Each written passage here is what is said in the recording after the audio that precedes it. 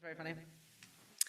Okay, so there are sheets at the tables. When you get food, feel free to sit down and check out where we're at. So as I mentioned before, as a little preamble, as to see if we were going to get a minyan, I opened up Aharei, which is this coming week's parsha post Pesach, and I was struck by the HaHayim's commentary and how very intense he seems to get on this one verse, and really just on one aspect of the first verse. So I decided, okay, why not? Let's just dive deeply into his commentary. Let's see what he has to say. And as I said before, there's pages and pages of his commentary. I just took a few of the excerpts, and you'll see it's a 4-page source sheet. So it's longer than it normally is. We're not going to get to everything, but there's much more where this comes from. So if you're interested, you can go on Safaria and see even more of what he says. But this is a snippet that I thought was most relevant and interesting. He goes on a few tangents. I didn't insert all those tangents into the space here. So we're going to look at this first. It's the first line. Marshall just read it a few minutes ago. The first line of Parshat Aharei. And it says, Vayedaber Adonai el Moshe Aharei mot shnei bnei Aharon. So God said to Moses, after the death of the 2 sons of Aaron. So remember that the sons of Aaron die, and then we have 2 parshiot, Tazria and Metzora, in between. And we hear all about skin disease and all those fun things. And then the Torah brings us back and says, oh, wait a second, let's get back into the story of Aaron's 2 sons who died. Bekorvatam lifnei Adonai vayamutu. In their closeness to before God, and they died. So the 2 sons of Aaron died, and it seems to be saying after the et nachta, right? So after the trope comma, so to speak, in their closeness to God, they then died. So without even getting into the HaHayim, you can imagine that there are multiple questions here. First of all, why are you reminding us of this now? We know they died. Why is this coming up again? Another question is, it says they died. Why are you telling us twice in one sentence that they died, right? We know that. It says they died, and then you said again that they died. And the question that I've always had is, why would the closeness to God be the thing that kills them? Right? Isn't the idea of being close to God? Rabbi Klickfeld gave a beautiful, I have never heard someone talk about Shir HaShirim the way he did this morning, seemingly extemporaneously, about Shir HaShirim and how we actually want to get close to God, that's what Shir HaShirim is all about. If we take it out of the context of a couple or 2 lovers, and we take it into the context of God and the people, that's exactly what we're yearning for. We're yearning for closeness, and yet Aaron's children die because of it. Okay, so those are kind of the standout questions that if we were the HaHayim, I'm sure we could also come up with our own commentaries on. So we're going to dive into the HaHayim, and you're going to see that he has lots of questions. He has 5. I even copied this in color so that you could see that I highlighted the different questions that he had. It's in color, right? Yeah, okay. That he has 5 questions, and I've highlighted them. We might not get to all of them today, but we'll see what we can do. Okay, so the HaHayim says, first, why doesn't the Torah spell out what God told Moshe on this occasion? Right? It says that God spoke to Moses, but then it actually doesn't. This happens a lot in the Torah. It doesn't actually say what God said to Moses. It just says God then spoke to Moses, and seemingly it was either about their death or the fact that they died. Okay?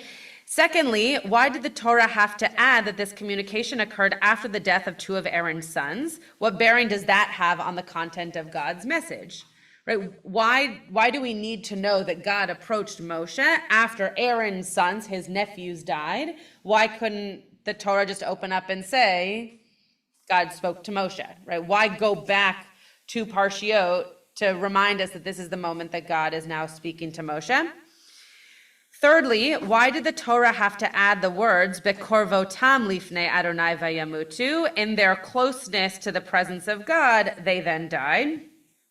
If the Torah wanted to tell us the reason these sons died, we've already been told this, right? In chapter 10 of Leviticus, we were told that they died because of an Eish Zara. So why now are you telling us that they died because of the closeness to God? And even if God is defining those two things as the same, why use different words? Right? We've already been told why need to tell us in a different way.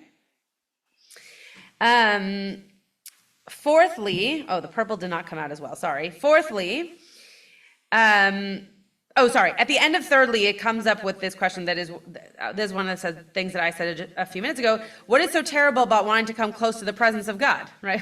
Why is that something that would have killed them? Fourthly, the word vayamutu, they died, is quite superfluous, seeing the verse commenced with the mention of their deaths. Right, at the beginning it says they died, now we're saying they died again. Fifthly, why did the Torah use the additional letter vav in the word vayamutu? Okay.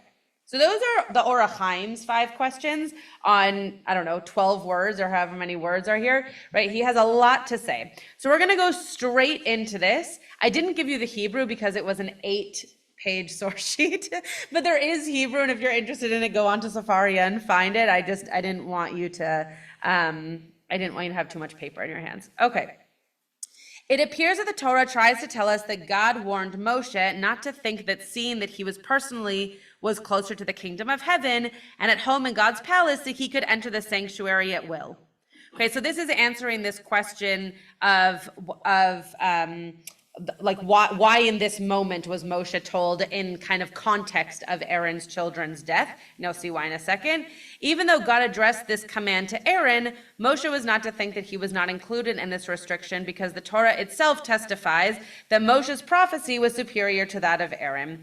God had to speak to Moshe to warn him not to misunderstand the prohibition God was about to issue to Aaron concerning entry into the sanctuary, i.e. the Holy of Holies, right? So here we are to understand that if God were to tell Moshe whatever he's telling them in the context of their death, that just like we do with a child, right? Remember when you touched the stove and it was really hot? Well, now while I'm cooking pasta 3 months later, make sure to not put your hand on the stove, right? We bring back a memory to teach a lesson so that people can associate with what the lesson might be based off of prior experience. So that's what the HaHayim seems to think is happening here in terms of context. God said, "Vaydaber Adonai el Moshe." The directive was addressed exclusively to Moshe. God spoke to him shortly after the death of these sons of Aaron, who had attempted to come too close, as a result of which they died. The Torah meant that although they were the sons of Aaron, meaning that Aaron seemed to have this access that therefore his sons should have, I skipped a line. Highly placed personages, so much so that the Torah testified that their death was due to their closeness to God. God did not have pity on them in spite of their closeness. Right, so all the more so, right, rabbis do this all the time in their speaking. He's not spelling it out for us, but what the HaHayim is basically trying to say is, if they were close to God and they died because of their closeness, you, Moshe, who are one step away from that closeness to God, all the more so you would die if you got that close. Okay, so that seems to be the reason why we're talking about this around the event of their death. Now, this line I thought was quite important in this passage. The principal lesson to be derived from all this is that he who occupies a privileged position is not entitled to take liberties with God, who has granted this privilege in the first place. So what is that saying as an answer, or like a chetzi answer, somewhat of an answer to this question here? What's the nafka mina coming out here? What's the general understanding coming out, especially from that last line here, as to why does Moshe need to be reminded of this? Or why is it important for us to know? I think it's a general rule. Mark, do we just... No one's above the law. Yeah. No one's above the law. Exactly. And not only that no one's above the law, but you have to follow the law with caution, right? If you shouldn't think that you're above the law and run the red light, but you also shouldn't speed up when it turns yellow, because you know that as soon as it turns red, you're not supposed to go, right? You should still be, even though everyone in Los Angeles seems to think that yellow is still green. But the idea here is that there is a standard, and not only should you not go over that threshold, but you shouldn't even try to, yeah, get close to whatever that boundary is, right? It also says you have to be held accountable. Right, right. So not only should Aaron's sons have been, well, Aaron should have been held accountable for his son's actions, but all the more so now Moshe should learn from those actions and be held accountable if he thinks he can override these rules and regulations. Any other thoughts here?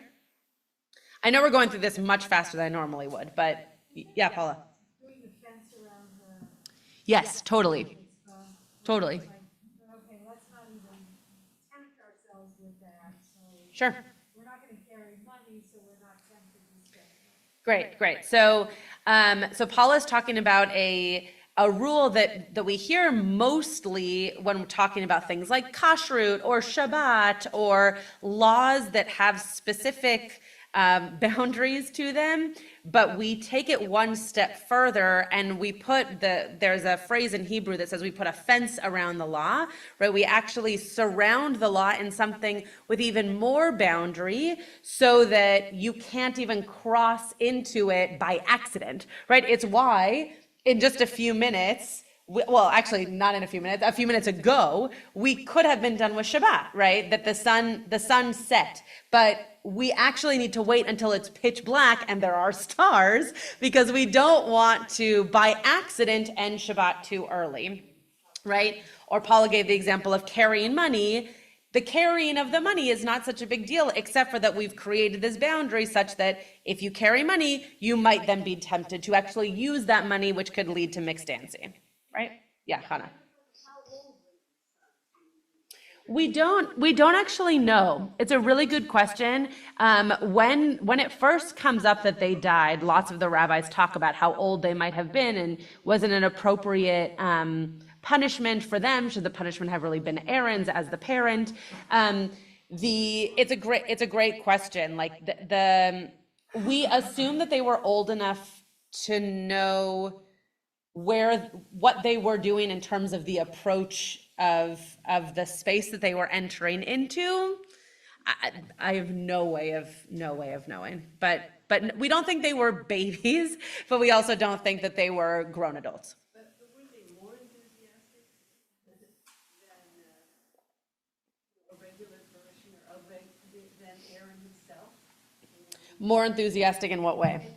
Worshiping God and having. Totally. So they were even more enthusiastic. That's what we're going to see in a second, is that they seemed, I mean, that goes back to Mark's point about like you can't be above the law, right? That they seemed to think that because they had this closeness, they had this attachment, that they had privileges that they actually don't have. There's still rules, right? I feel very close to people who seem very far away to other people based off of experiences I've had with them, and that doesn't mean that I can abuse that right to feel a closeness to someone who needs to be seen in a certain light or have certain boundaries around their livelihood to keep themselves at a distance.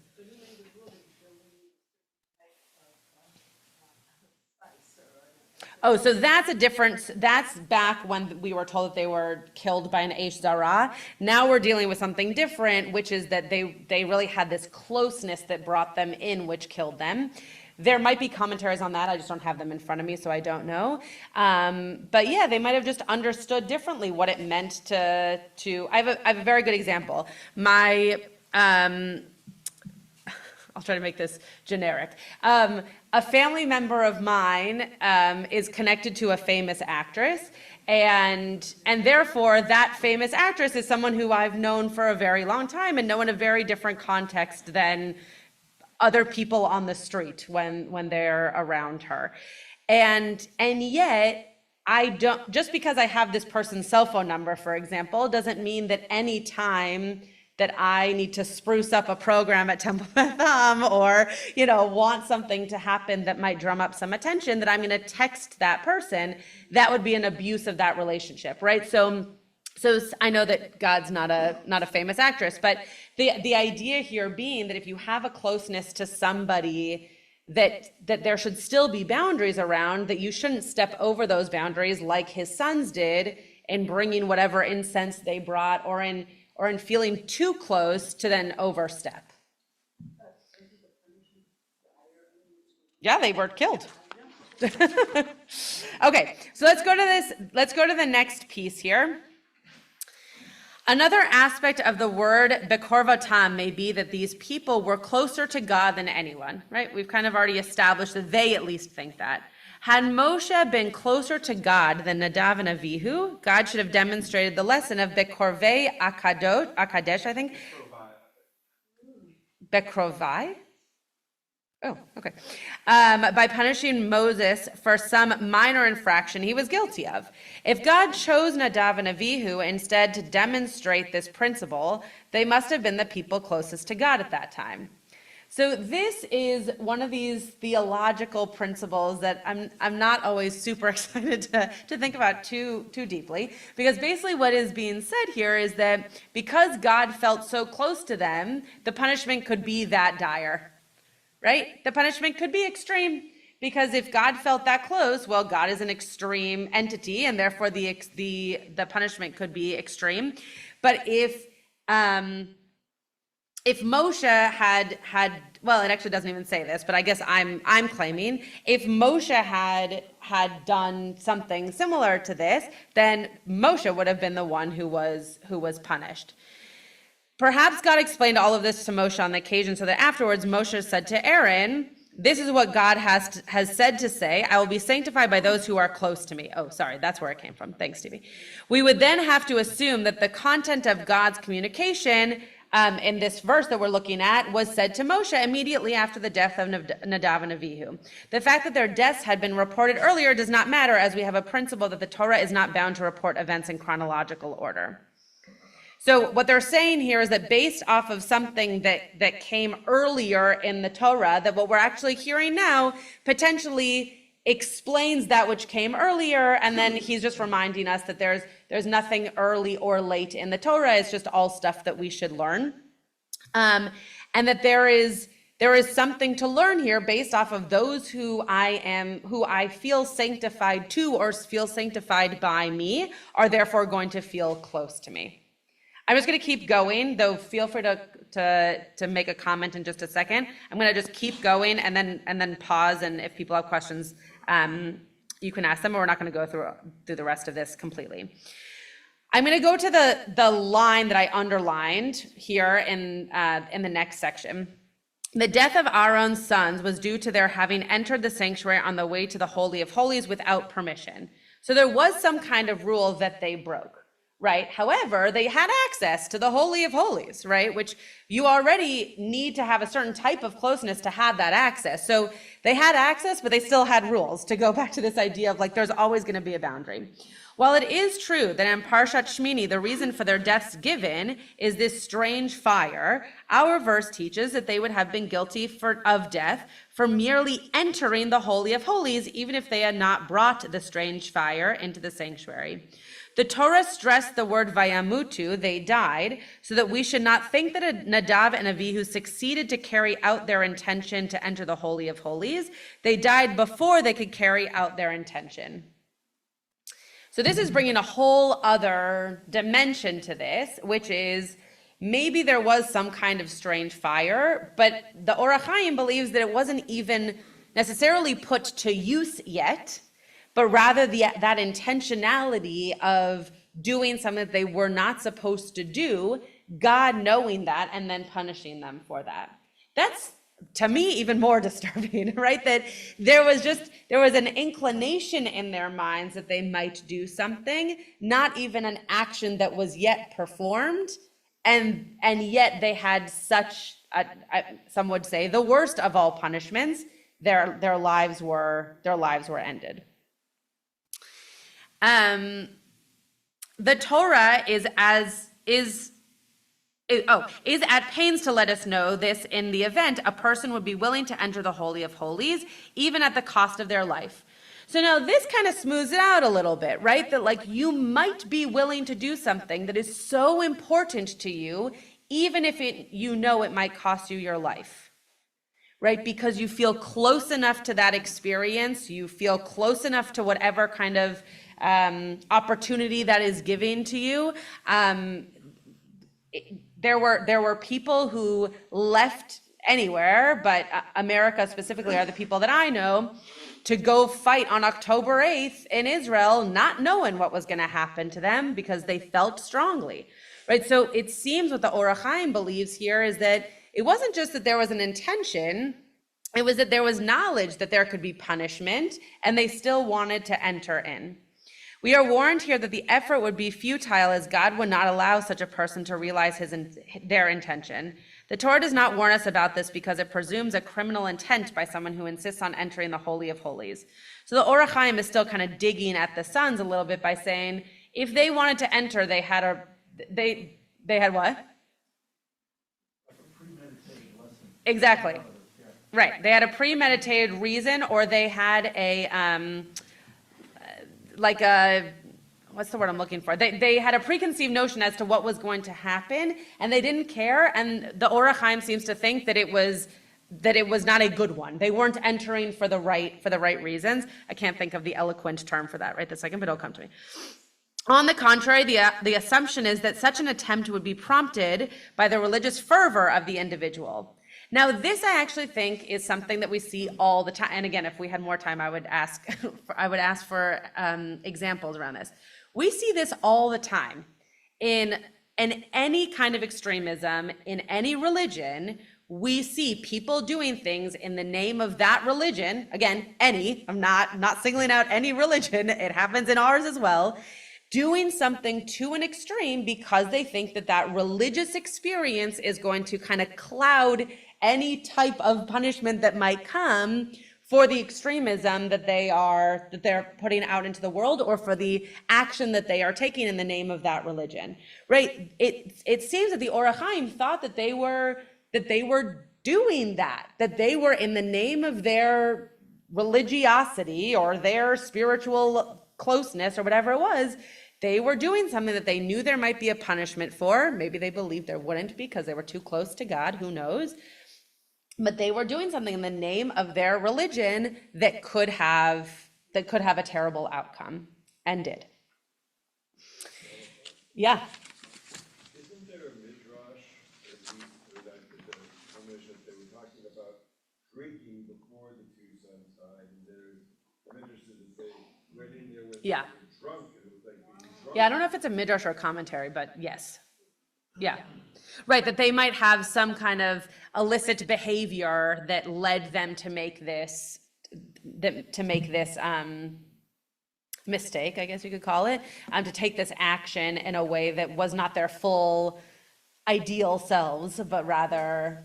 But one could argue that how could you kill someone for doing an action when if they're drunk and they're not fully focused on what they're doing, or you can say, well, because they're in a position that they should never have done that in the first place. Right. Yeah. There are far too many lawyers in this room to say that never happens, but yeah, I mean, you would want to believe in a world in which that wasn't the case, and I think there's often times where very large mistakes, are made that change people's lives forever based off of drugs or alcohol or things that they're on, and depending on where they live, they get really harsh punishments. Okay, we're gonna read the last one here. I know we're skipping like 2.5 pages, but I also don't want to keep you until 10 p.m. Okay. So I want to read the last one on page 4 here. I also think the one right before is very interesting, but this last one I think is a beautiful way of kind of just rounding it all out. Another approach to the word vayamutu focuses on the nature of these sons' deaths rather than on the fact of their deaths. The Torah writes, "Bekorvatam lifnei Hashem," to describe that due to their love for God, these people came too near to the celestial source of light, which has a deadly effect on people. This is the mystical dimension of what is commonly known as death by divine kiss, the kind of death experienced by both Aaron and Moshe eventually. The deaths of Nadav and Avihu were similar to the death of all other completely righteous people. The only difference was that in the case of the deaths of people such as Moshe and Aaron, God's kiss of death approaches them, whereas in this case, Nadav and Avihu approach the kiss of death. It's a really, and the HaHayim goes on and on. I just chose to end it here, but he didn't. This is a really beautiful way of, even if they were crazy to think that they could get away with something, that they were seeking closeness to God. They were seeking closeness to a relationship that they felt either far from or felt like there was an element of closeness that they could grow even closer to. And I just love that the HaHayim puts it into perspective in the way in which Aaron and Moshe also die, because it's as if they were still seen as these powerful and important human beings that were in relationship with God even at their death, right? It might not have been the same kind of death, and it might not have been the way in which, or for reasons that we agree with, but the fact that God was there and present with two people who clearly wanted to be closer to God, there's something very sweet about that. It's kind of like in Les Mis, where she's dying and the person she wants to love stays with her, even though he doesn't love her, right? Like there's something kind of weird, but also really beautiful about the fact that God is the one that kills them, but the HaHayim at least believes that it's in the same way that God was with those who God loves, in their final moments, which I just think is a powerful way of looking at this. I'm sorry we didn't have a chance to get through each and everything and for people to share more of their thoughts, but I hope that you'll read this. And if you have Sefaria and know how to navigate it, you can read all the way through the HaHayim's full commentary from start to finish. I think it's important often to just look deeply into one commentator's brain and be able to say, like, where was this guy at, right? When he looked at this verse, what was he thinking specifically?